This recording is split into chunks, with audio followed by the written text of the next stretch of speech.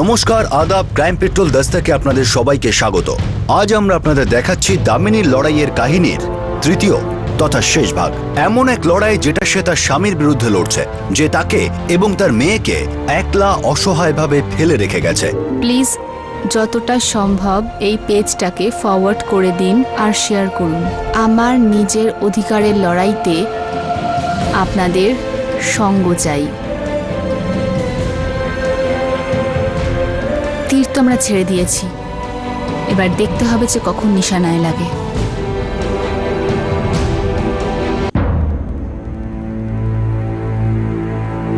দাদা, আমি ভাবছিলাম যে কোনো একটা চাকরি করব। ভালো চিন্তা ভাবনা। দেখ, এইভাবে তুই যদি বিজি থাকিস তাহলে তোর মনটাও ভালো থাকবে আর ইন্ডিপেন্ডেন্টও হতে পারবি।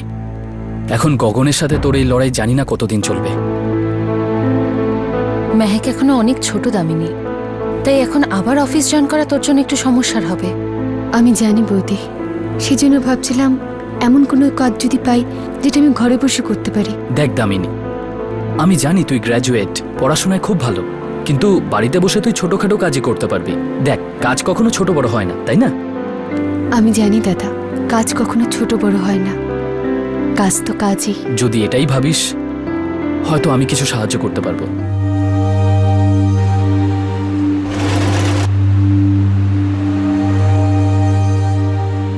দেখো শ্যাম ভাই, লেবেল স্টিচিং এর জন্য 5 টাকা দেওয়া হয়। আমার কাছে আগে থেকে 10 জন লোক আছে, আমার আর লোকের দরকার নেই।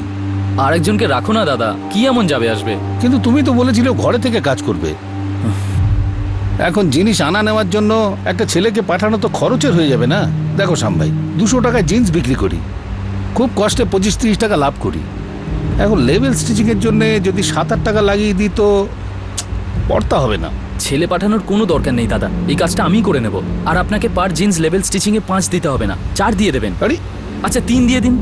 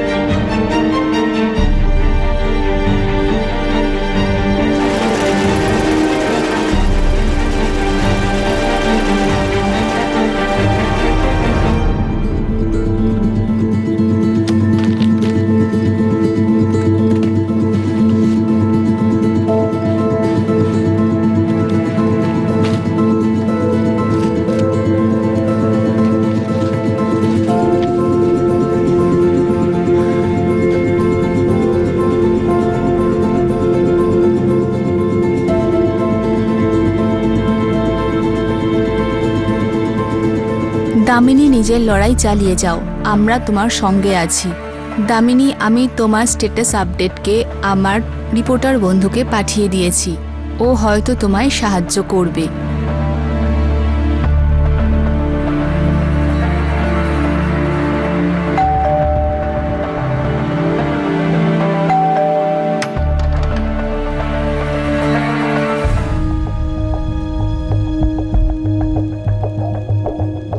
দিদি, অনেক রেসপন্সেস পেয়েছি।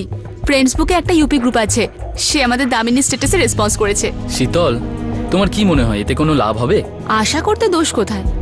কি জানি। জানি না এখন আমি কি চাইবো আমি ওর কাছে। ওর মনে তো আমার জন্য কিচ্ছুটি নেই,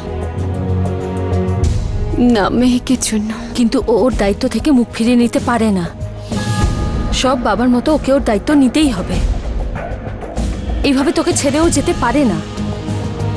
তুমি এটা ভেবো না যে তুমি ঝগড়া করছো, তুমি শুধু নিজের অধিকার চাও। তোমার স্বামী আর তোমার শ্বশুরবাড়ির লোকেরা এইভাবে তোমার অধিকার ছিনিয়ে নিয়ে ঝাড়া হাত পায়ে বসে থাকতে পারে না। তোমার জীবন আর তোমার ইমোশন নিয়ে খেলতে পারে না।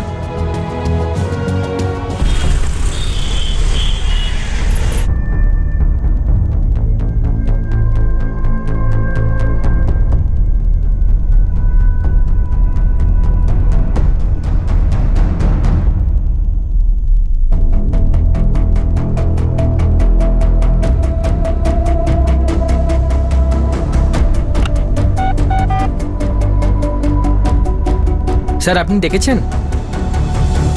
স্টোরিটা খুব ভালো আছে, কন্ট্যাক্ট নাম্বারটা হলো কোনো শীতল নামের মহিলার। ডিটেলস বার করবো স্যার? স্টোরিতে মশলা আছে মনে হচ্ছে। Okay sir.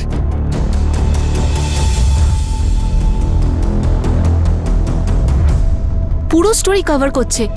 ইউপির খুব বড় নিউজ পেপার, আর অনেক দূর অব্দি ওদের হাত রয়েছে। আচ্ছা, কবে ছাপবে? এটা তো জানি না, কিন্তু হ্যাঁ, কিন্তু আমাদের কথাগুলো তো পৌঁছলো।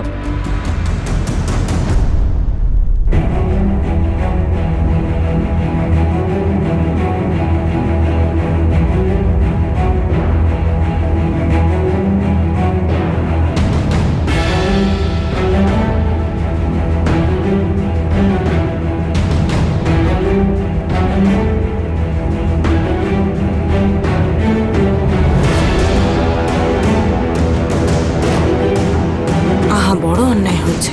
সুষমা, ওর সাথে এত বড় অন্যায় হয়ে গেল, আমরা তো জানতেই পারলাম না। খুব অন্যায় হয়েছে ওর সঙ্গে। আন্টি, এবার তো জেনে ফেলেছেন না? এবার আমরা সবাই দামিনীর সঙ্গে আছি। হ্যাঁ, আমরা সবাই ওর সাথে আছি। হ্যাঁ, আমরা সবাই ওর সাথে আছি।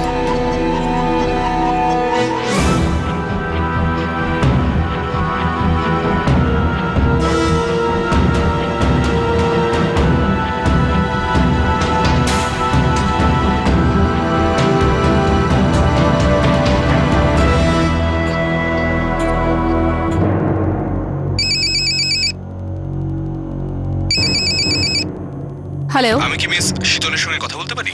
হ্যাঁ, বলুন। আমি সুনীল বর্মা কথা বলছি। আমি ফ্রেন্ডসবুকের ইউপি গ্রুপের অ্যাডমিনিস্ট্রেটর। আপনি যেটা আমাদের পেজে শেয়ার করেছেন সেটা আমি পড়েছি, আর কাগজে যা বেরিয়েছে সেটাও। দামিনীর আপনাদের মতন লোকেদের সাপোর্ট খুব দরকার। গগনের সঙ্গে যার বিয়ে হয়েছে, আমি সেই বৈশালীর পরিবারকে খুব ভালো করে চিনি। হ্যাঁ, আমার মনে হয় দামিনীর উচিত বৈশালীর বাবার সঙ্গে একবার কথা বলা, আর ওনাকে এটাও জানানো উচিত যে গগন ওর সঙ্গে কি কি করেছে। আমার মনে হয় ওনারা এই ব্যাপারে কিচ্ছু জানেন না। ওনাদের আমিও এসব কথা বলতে পারি, কিন্তু আমার মনে হয় যে দামিনীর নিজে কথা বলা উচিত। আপনি নম্বরটা দিলে আমি দামিনীর সঙ্গে কথা বলতে পারি। আপনি একদম ঠিক বলছেন। আমি এখনই আপনাকে দামিনীর নাম্বার মেসেজ করছি। থ্যাঙ্কস।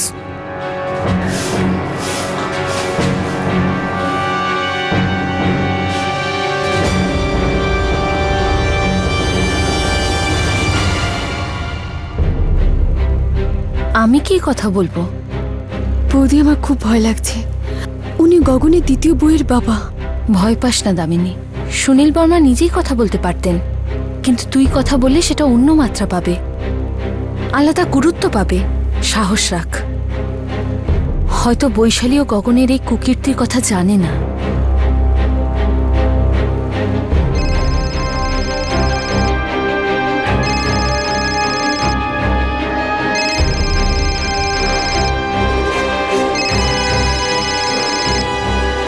হ্যালো।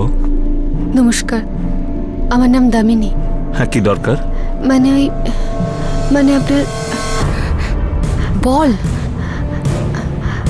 আপনার কাছে কিছু বলার আছে। আপনি কোত্থেকে বলছেন? ব্যাপার কি?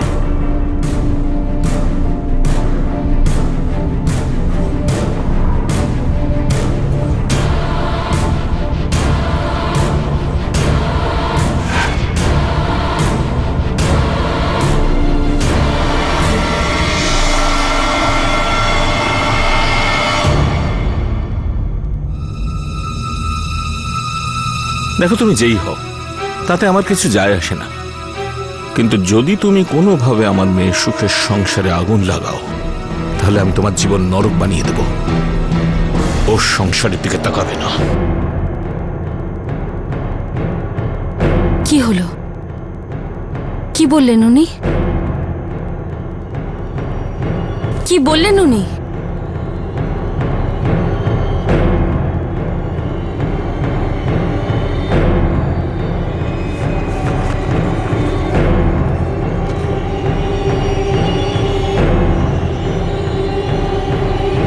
ওরা মানুক বা নাই মানুক, সত্যি তো সত্যিই থাকবে। দেখা যাক ওরা কতদিন এড়িয়ে থাকতে পারে, কতদিন সত্যি থেকে পালিয়ে বাঁচে।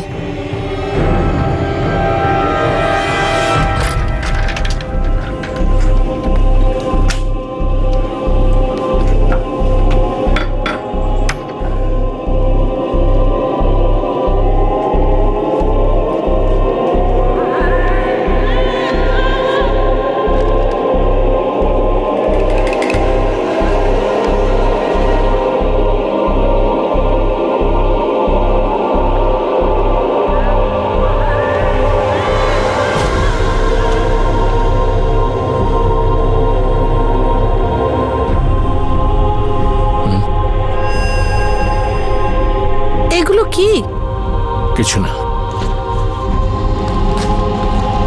ফেলে দাও।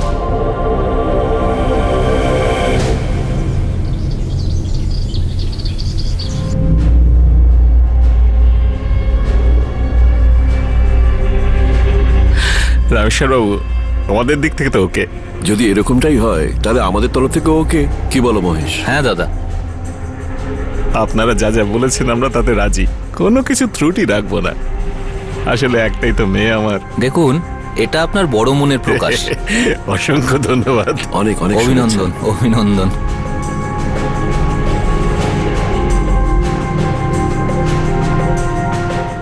তো কি করব এখন? কোনো কিছু তো আর লুকিয়ে নেই।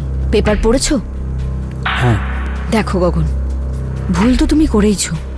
বৌদি যা হওয়ার ছিল তা হয়ে গেছে, তুমি কেন ওর হয়ে ওকালতি করছো? বেচারি মেয়েটা 1.5 বছরের একটা বাচ্চা নিয়ে কিভাবে রয়েছে বলো তো? 7 পাক বিয়ে সবকিছু ভুলে গেছো? আমি বোকামি করেছিলাম। বোকামি তুমি করেছো, কিন্তু তার শাস্তি ও পাচ্ছে। তাহলে তুমি কি চাও? আমি ওকেও এখানে নিয়ে আসি? বৌদি সব শেষ হয়ে গেছে, কেন পুরনো কথা তুলে আনছো? ওকে তো তুমি ঠকিয়েছো, ওকে বোকা বানিয়েছো। তুমি একজন দুর্বল ভীতু লোক। যথেষ্ট বৌদি, অনেক হয়ে গেছে তোমার নীতি কথা। আর ভুলো না, তুমিও এই বাড়ির একটা অংশ।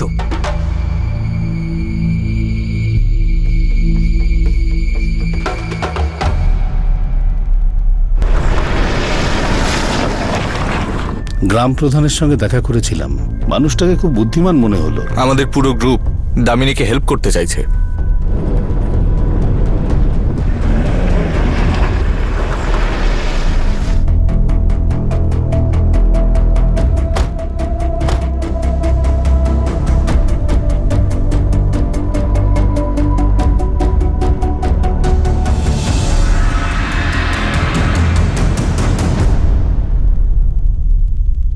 দেখুন, আমি রামেশ্বর আর মহেশ্বর এই দুই ভাইকে খুব খুব ভালো করে চিনি। গগন আর বৈশালীর বিয়েতেও আমি গিয়েছিলাম। এটাই তো খারাপ হয়েছে বদ্রীনাথ বাবু, ওই ছেলেটা দামিনীকে ধোকা দিয়েছে, ধোকা দিয়ে দ্বিতীয়বার বিয়ে করেছে। এখন আপনি বলুন, কি ঝড়টাই না যাচ্ছে ওই মায়ের ওপর এই এত বড় বোম্বাই শহরে। আর সেটার কারণ এটাই যে বিয়েটা রেজিস্ট্রি করা হয়নি। ঠিকই বলেছেন আপনারা, এটা সত্যি খুব খারাপ। এবার কি করা যায় সেটা আপনিই বলুন। দেখুন, আমি একজন সাংবাদিক, আর সুনীল ফ্রেন্ডস বুকে একটা গ্রুপ চালায়। আমার তো এটাই মনে হয় যে দামিনী আর ওর মেয়ে মেহেককে অবিলম্বে ন্যায় দেওয়া হোক। দেখুন, আমি রামেশ্বর এবং মহেশ্বর এই দুই ভাইয়ের কাছে গিয়ে কথা বলতে পারি, কিন্তু যে ধরনের লোক ওরা, আমার মনে হয় না ওরা মানবে। কারণ কাগজপত্র আইনতভাবে পুরোপুরি ঠিক নেই। কিন্তু বিশ্বাস করুন, আপনি যদি কথা বলেন কিছু একটা হতে পারে। ঠিক আছে, চলুন চেষ্টা করে একবার দেখি। কিন্তু আপনাদের আমি অন্য একটা পরামর্শ দিতে চাই। হ্যাঁ হ্যাঁ বলুন। এই মাসের শেষের দিকে রামেশ্বরের ছেলের বিয়ে। আপনি দামিনীকে বলুন ও যেন এখানে আসে, আর গগন কিভাবে ঠকিয়েছে সেটা সবার সামনে বলে, সারা গ্রামে ছড়িয়ে দিক। আত্মীয়দের সামনে অপমানিত হলে হয়তো এই কথাটা আবার নতুন করে শুরু হতে পারে।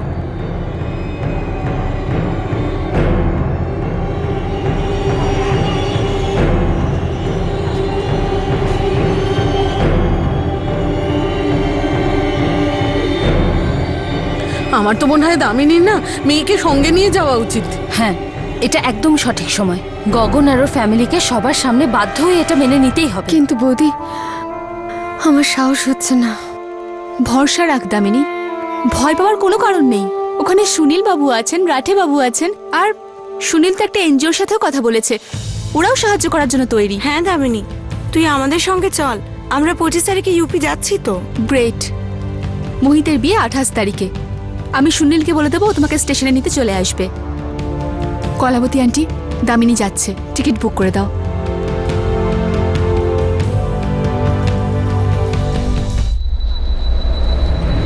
বদ্রীনাথ বাবু, আপনি এই গ্রামের মোড়ল, তবে বাইরের লোকের সমস্যা কেন নিজের মাথায় নিচ্ছেন আপনি?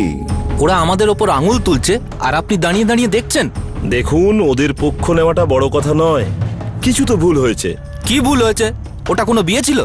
ওটা তো একটা ছেলে খেলা ছিল। খেলায় খেলায় বাচ্চাও হয়ে গেল। আরে ও গগনের মেয়ে। কে জানে কার। রামেশ্বর বাবু, এভাবে সত্যিটাকে লুকোবেন না।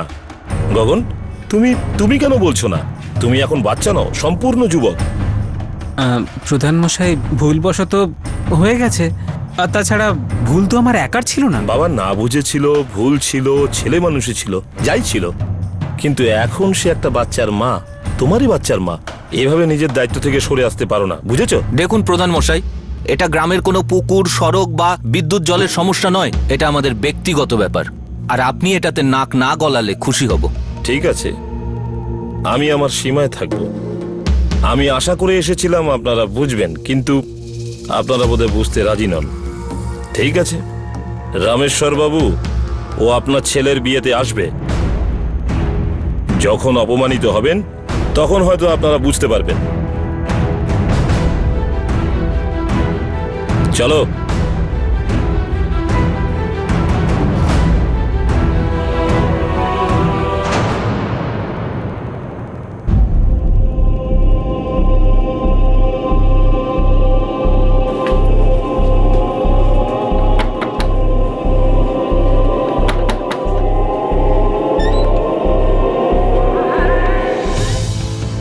তাহলে আপনারা 25 তারিখ যাচ্ছেন না?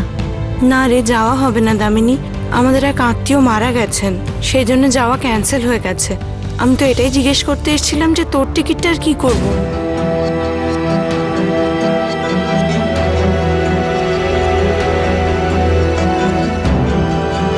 ভয় পাস না, ওখানে সুনীল, রাঠিবাবু সবাই তো আছেন।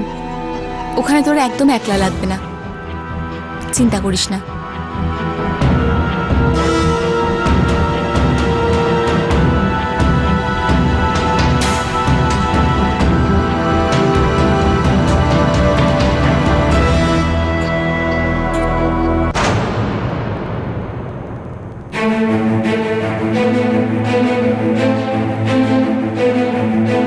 বৌদি, আমি একা কখনো বাইরে যাইনি।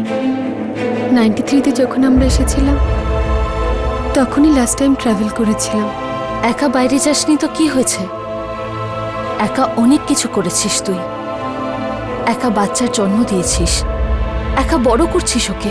আর যতদূর আমার মনে হয় একাই বড় করতে হবে।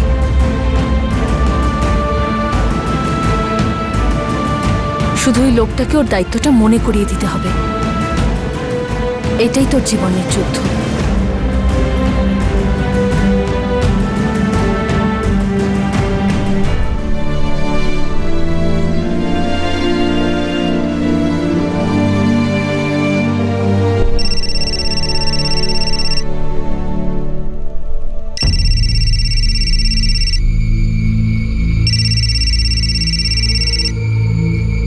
হ্যালো। কেটে ফেলবো তোকে আর তোর মেয়ে দুজনকেই। কে কে বলছে? আমি মোহিত বলছি, গগনের ভাই। শুনলাম নাকি তুই আমার বিয়েতে ঝামেলা করতে আসছিস। হ্যাঁ, দেখ, গগন তোর সঙ্গে কি করেছে বা করেনি তাতে আমার কিছু যায় আসে না। আর তুই যাদের কথায় এত নাচছিস না, আমি কাউকেই ভয় পাই না। গিয়ে ওদের বলে দিস, যদি তুই এখানে আসিস তাহলে তুই আর কিন্তু এখান থেকে বেঁচে ফিরবি না। Hello hello.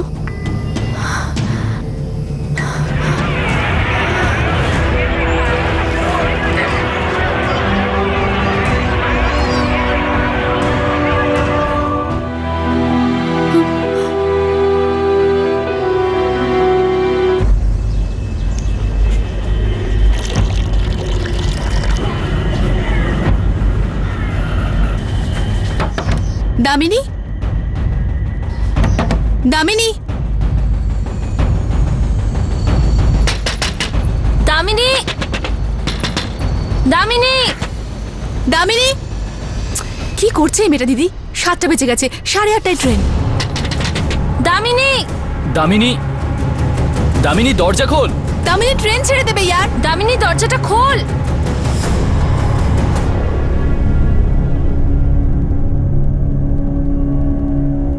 কি হয়েছে? যাবি না নাকি? আমি নিজের জন্য ভাবি না, আমি শেষ পর্যন্ত যেতে পারি, কিন্তু মেয়েকের কথা ভাবলে আমি ঘাবড়ে যাই। আমি মেয়েকে জীবন বিপদে ফেলতে পারি না। এখন ওর জীবনটা পুরো পড়ে রয়েছে। দামিনী, রাঠিবাবু, সুনীল, ওনাদের পুরো গ্রুপ তোকে নিতে আসবে। আর ওই গগন আর মোহিত তোর কোনো ক্ষতি করতে পারবে না। আমি নিজের চোখের সামনে ভীষণ রকম মারদাঙ্গা হতে দেখেছি। নিজের জীবন বাঁচাতে আমি পাগলের মতো চিৎকার করেছি, বাবা, মা, দাদা, বাবা। আমি সবকিছু করার জন্য তৈরি, কিন্তু মেয়েকে জীবন আমি বিপদে ফেলতে পারি না। এই হুমকি মিথ্যে হতে পারে, কিন্তু কিন্তু যদি কেউ আমার সামনে চাকু বার করে আর মেহেকের কিছু হয়, তাহলে আমি কি করব? কার জন্য বাঁচবো আমি? কার জন্য লড়বো? কি হবে আমার এইসব লড়াই করে?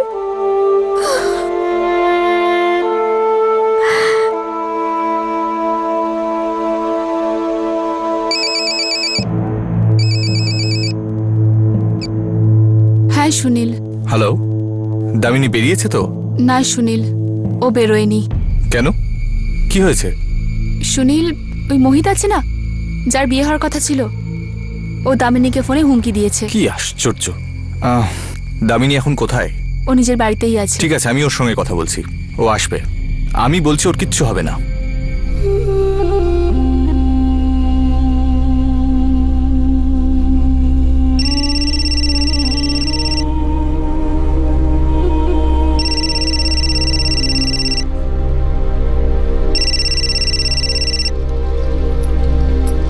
আমাকে ক্ষমা করুন সুনীল বাবু। তুমি কেন ক্ষমা চাইছো দামিনী? ক্ষমা তো আমাদের চাওয়া উচিত, যে তোমাকে এটুকুও ভরসা দিতে পারিনি যে তুমি আর মেহেক আমাদের কাছে সেফ থাকবে। সুনীল বাবু, প্লিজ আপনি আমার কাছে ক্ষমা চাইবেন। তার মানে তুমি আমাদের বিশ্বাস করো? গুড, তুমি প্লেনে করে চলে এসো। আমি কথা দিচ্ছি কিচ্ছু হবে না, না তোমার না মেহেকের। কিন্তু সুনীল বাবু, বিশ্বাস আছে তো আমাদের ওপর? কিন্তু কিন্তু করো না দামিনী। ব্যাস একবার চলে এসো, আমি এক্ষুনি ফ্লাইট চেক করে বলছি। আমাকে বিশ্বাস করো, এখানে তোমাকে বা মেহেককে কেউ কিচ্ছু করতে পারবে না, ঠিক আছে? চিন্তা করো না, তুমি ব্যাস চলে এসো।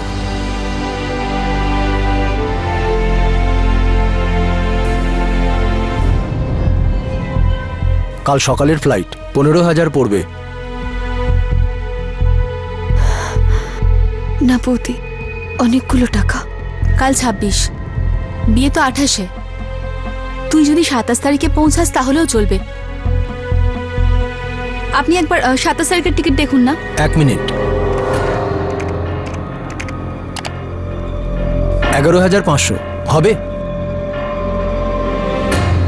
7,000 টাকা আছে, 4,500 টাকা কম পড়ছে।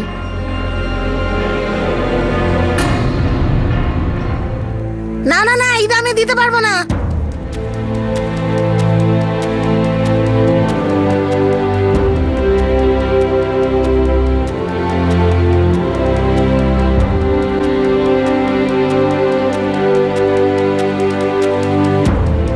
দিদি, এখনো 2,000 টাকা কম।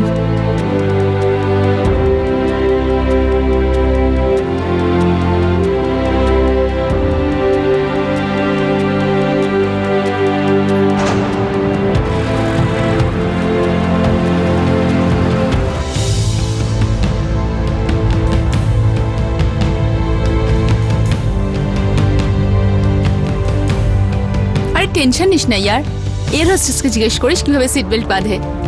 আর তোর কাছে তো মেহেক আছে, সবাই তোর চারপাশে ঘুরে বেড়াবে। আর কোনো টেনশন হলে ওপরে একটা বাটন আছে, ওটা টিপে দিস, বা কাউকে জিজ্ঞেস করে নিস। দেখ না, প্রথমবার ট্রাভেল করছি, তাও একেবারে প্লেনে। আরে ভয় পাস না তুই, প্লেন তো আর তোকে চালাতে হবে না, তার জন্য পাইলট আছে ওখানে।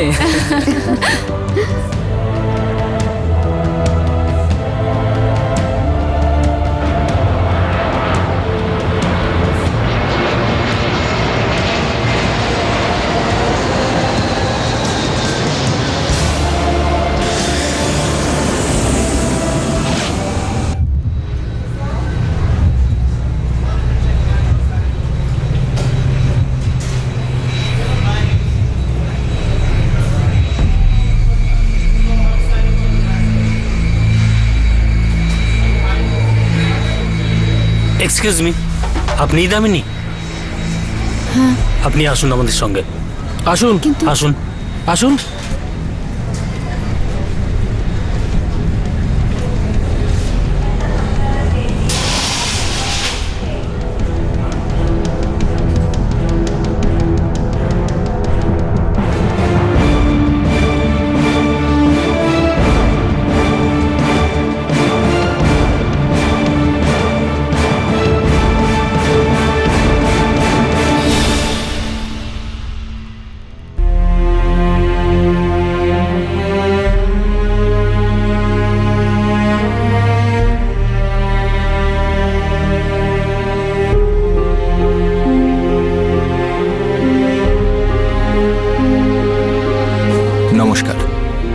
আমি সুনীল বর্মা, ইনি মিস্টার রাঠি, নমস্কার। আর ইনি শর্মিলা দেবী। নমস্কার। চলো দামিনী, তোমার শ্বশুর বাড়ি যাই। চলো, এসো।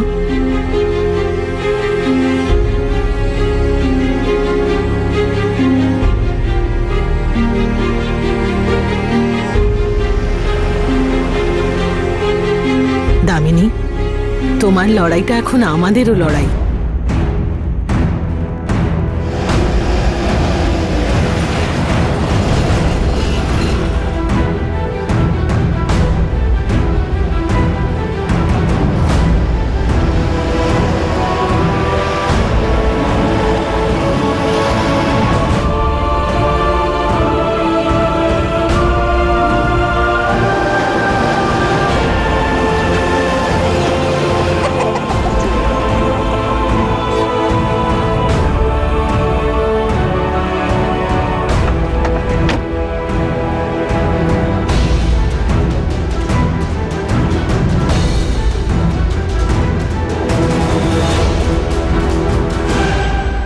দামিনী, ইনি হলেন গ্রাম প্রধান বদ্রীনাথ বাবু। সারা গ্রাম তোমার সাথে আছে দামিনী, তুমি তোমার অধিকার নিশ্চয়ই পাবে। দামিনী, আমরা তোমার সাথে আছি। দামিনী, আমরা তোমার সাথে আছি, সাথে আছি।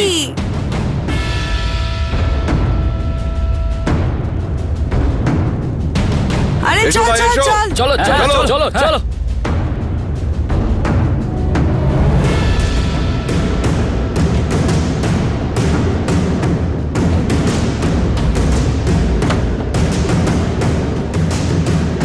মনে হয় এরা সবাই বাড়ি ছেড়ে পালিয়ে গেছে।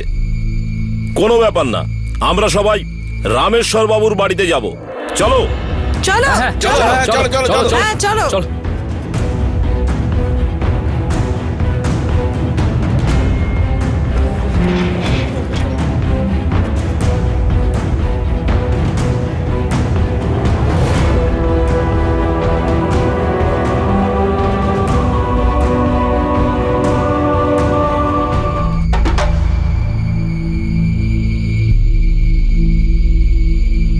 রামেশ্বর বাবু, আপনার ভাই ও তার পরিবার কোথায়? জানি না, কোথাও গেছে হয়তো। আচ্ছা, আমরা শুনেছি আপনার ছেলের বিয়ের তারিখ পিছিয়ে গেছে। এর সাথে আপনার আর এই গ্রামবাসীদের কোনো সম্পর্ক নেই। গগন কোথায়? ওর সাথে দেখা করতে ওর মেয়ে আর ওর স্ত্রী এসছেন। দেখুন মোড়ল মশাই, কে এসছে, কার সাথে দেখা করতে এসছে, তার সাথে আমার কোনো সম্পর্ক নেই। রামেশ্বর বাবু, ভালো এটাই হবে যে আপনার ভাই আর তার ছেলে যেন বেরিয়ে আসে আর দামিনীকে স্বীকার করে। আমরা 15 দিনের সময় দিচ্ছি। যদি উনি এই নোটিশটা না মেনে নেন, সামনে যদি না আসেন, তাহলে তার ফল কিন্তু খুব খারাপ হবে।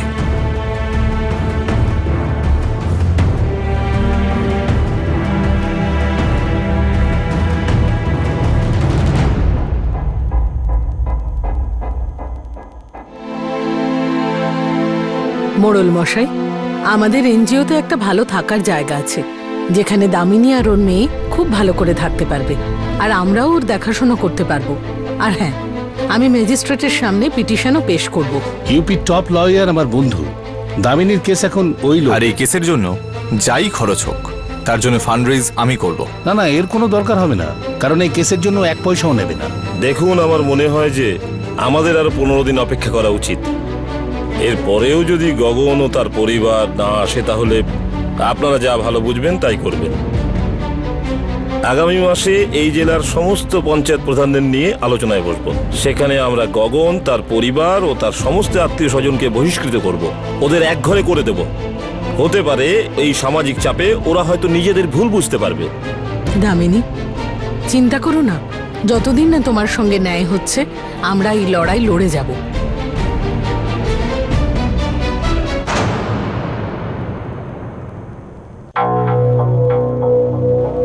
15 দিন হয়ে গেল, কিন্তু গগন ও তার পরিবার ও আত্মীয় স্বজনদের তরফে কোনো খবর নেই। গগন আর গগনের পরিবার পুরোপুরি ভুল করেছে। আমি তো এটা বুঝতে পারছি না যে ওই মেয়েটি পুলিশের কাছে গিয়ে রিপোর্ট কেন করছে না। ওর কাছে কোনো আইনত প্রমাণ নেই, ব্যাস ওদের দুজনের কিছু ছবি আছে আর কিছু সাক্ষী আছে। এই মেয়েটিকে ঠকানো হয়েছে। সামাজিকভাবে দেখতে গেলে এই মেয়েটির সঙ্গে আমাদের থাকা উচিত, এই মেয়েটিকে অধিকার পাইয়ে দিতে হবে। এক স্ত্রী ও কন্যার যা অধিকার সেটা তার পাওয়া উচিত। যদি গগন নিজের সঙ্গে মেয়েটিকে রাখতে না চায় তাহলে রাখবে না, কিন্তু মেয়েটিকে ও তার সন্তানকে খোরপোশ দিতে হবে, যেটা সমস্ত মানুষের, সমস্ত স্বামীর, সমস্ত পিতার কর্তব্য। আপনি কি বলতে চাইছেন প্রধান মশাই? আমি এটাই বলতে চাই যে আমাদের গগন ও তার পরিবার আর ওর সমস্ত আত্মীয় স্বজনকে সমস্ত গ্রাম থেকে বহিষ্কার করে দেওয়া উচিত, এক ঘরে করে দেওয়া উচিত। দেখুন, একটা স্তর অবধি সমস্যা ব্যক্তিগত হয়। যদি কোনো মানুষের কোনো একটা ভুল পদক্ষেপে অন্য কোনো মানুষের জীবনের ক্ষতি হয়, সেটা তখন আর ব্যক্তিগত স্তরে থাকে না, নিজের থাকে না। তাই এই ধরনের মানুষকে সমাজের সামনে জবাবদিহি করতেই হবে।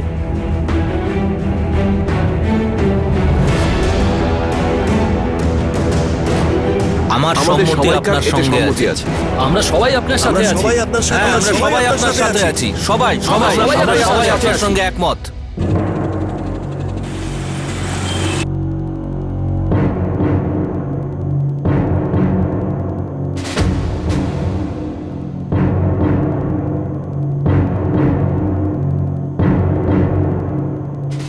স্যার, এটা পরিষ্কারভাবে পণ মেন্টাল টর্চার আর ফ্রডের কেস। ঠিক আছে, উনি আসুন, বক্তব্য রাখুন। আমি ম্যাজিস্ট্রেট কোর্টে হাজির হওয়ার নোটিশ জারি করছি।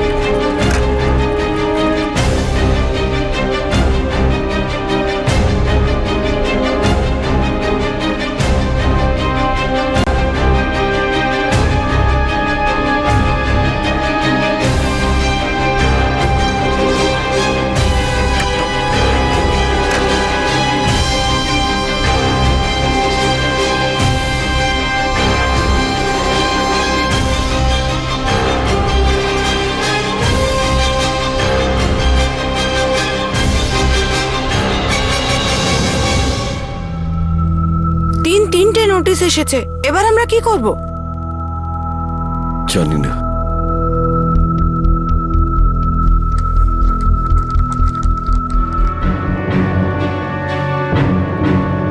আপনার আর আপনার আত্মীয় রামেশ্বর বাবুর ঠিকানায় 3টে নোটিশ পাঠানো হয়েছে। আপনাকে পরিষ্কার জানিয়ে দেওয়া হচ্ছে যে ম্যাজিস্ট্রেটের মাধ্যমে আপনাকে শেষ নোটিশ পাঠানো হচ্ছে। ম্যাজিস্ট্রেট কোর্টে 8ই মার্চ 2013 আপনি হাজির হবেন। আর এটা পালন করতে যদি আপনি অসমর্থ হন তো আদালত আপনার বিরুদ্ধে অ্যারেস্ট ওয়ারেন্ট জারি করবে। ওকে হাজির হতেই হবে দামিনী, এখন এই দায়িত্ব ওকে নিতেই হবে। হ্যাঁ দামিনী, আর যতদিন না তুমি ন্যায় বিচার পাচ্ছ আমরা এই লড়াই লড়বো। আপনারা আমার জন্য অনেক করেছেন, এর জন্য আমি আপনাদের কাছে কৃতজ্ঞ। আমি তো ন্যায় বিচারের আশা ছেড়েই দিয়েছিলাম, কিন্তু এবার আমাকে যেতে হবে, কাজ করতে হবে, আমার মেয়ের জন্য আমাকে বাঁচতে হবে। আমরা বুঝতে পারছি দামিনী, কিন্তু কখনোই এক মুহূর্তের জন্য হেরে যাওয়ার কথা ভেবো না। আর আমরাও হেরে যাব না, আমরা লড়বো, আমরা লড়বো যতদিন না এই যুদ্ধ শেষ হয়।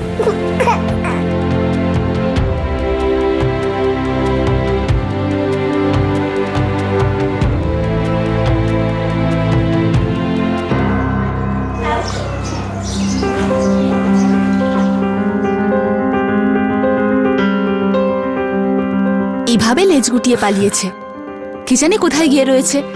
আমি কোনোদিন ভাবতে পারিনি যে গগন আমাকে এইভাবে ছেড়ে চলে যাবে। এই নাটক করবার কি দরকার ছিল? আমাকে একবার বলতে পারতো যে আমার প্রতি ওর সব ভালোবাসা ফুরিয়ে গেছে, আমি ওকে মুক্তি দিয়ে দিতাম।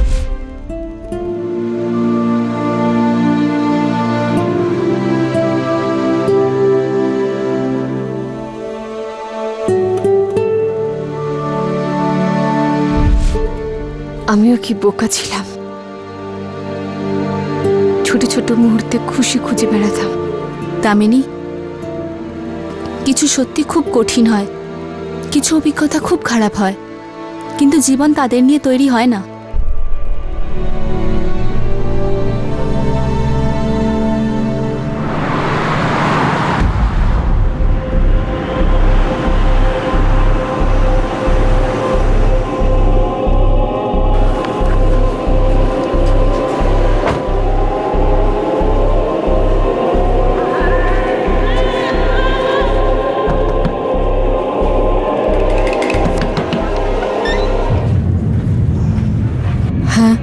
নমস্কার, আপনি দামিনী? হ্যাঁ, আমি বৈশালীর ফাদার প্রকাশ চৌবে।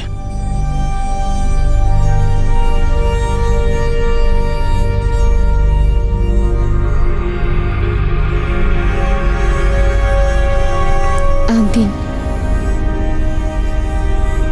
দামিনী, আমায় মাফ করে দিও, আমি ফোনে তোমার সঙ্গে ঠিক করে কথা বলিনি। না ঠিক আছে, আপনি বয়সে বড়। দেখো মা দামিনী, আমি কৃতজ্ঞ, তুমি আমার চোখ খুলে দিয়েছ, কিন্তু এখন অনেকটা দেরি হয়ে গেছে। বৈশালী ওই লোকটির স্ত্রী। বৈশালী আমার একমাত্র মেয়ে, আমার যা কিছু আছে সবকিছু ওরই। আমি খুব বোকামি করেছি যে সবকিছু ওই ছেলেটার নামে লিখে দিয়েছি।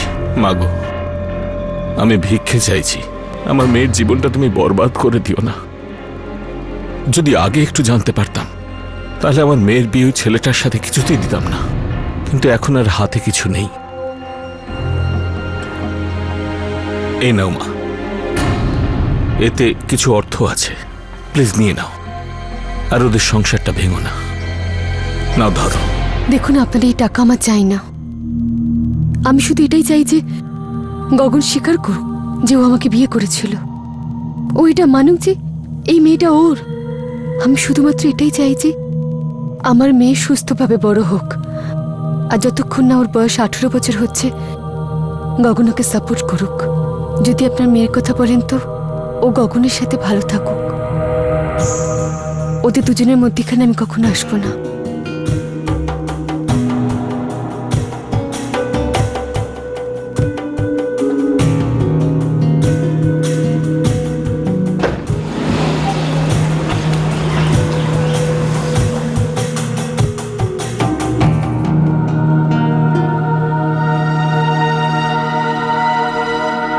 দামিনীর লড়াই চলছিল।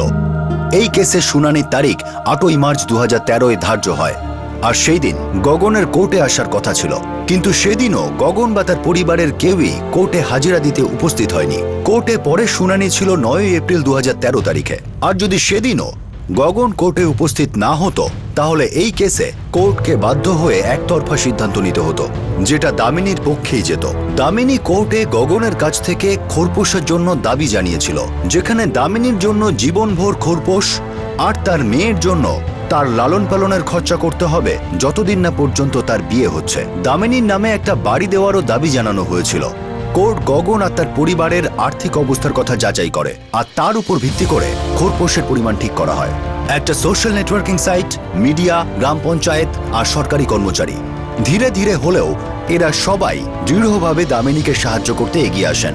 দামিনী, যাকে এক ব্যক্তি নিজের ইচ্ছে বিয়ে করেছিল আর পরে তাকে অসহায় অবস্থায় ফেলে যায়, এক প্রতিবেশী দম্পতি, ওখানকারই এক বাসিন্দা, আরো অনেক লোক দামিনীর পাশে গিয়ে দাঁড়ান আর তার লড়াইকে সফল করে তোলেন। হ্যাঁ, আমরা করতে পারি, যদি আমরা মন থেকে চাই আমরা সবকিছু করতে পারি।